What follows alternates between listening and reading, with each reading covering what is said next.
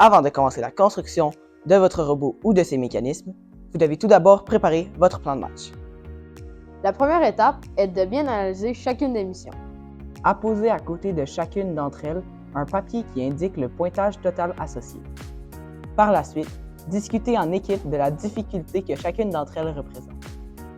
Vert pour les missions faciles, jaune pour les missions de difficulté moyenne et rouge pour les missions plus difficiles.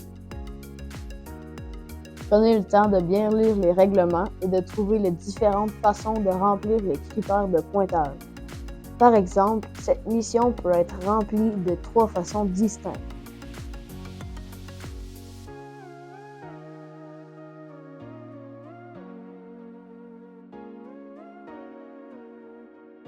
Les missions où l'on doit uniquement pousser un élément ou qu'un mécanisme passif simple peut faire le travail sont classées faciles. Les missions qui requièrent un mécanisme actif simple et un positionnement plus ou moins précis seront classées difficulté moyenne. On réserve le niveau difficile aux missions qui requièrent des mouvements complexes, une précision avancée ou bien nécessitent plusieurs étapes, comme par exemple ramasser plusieurs éléments et ensuite les placer à un endroit précis.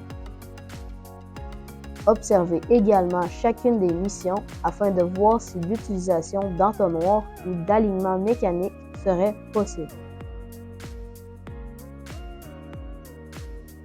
Vous pouvez en apprendre davantage sur l'alignement mécanique dans la capsule suivante.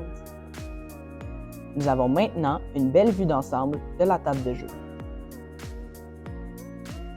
La prochaine étape est de regrouper plusieurs missions par sortie. Ces missions doivent se situer dans la même zone afin de s'assurer que la sortie soit optimale.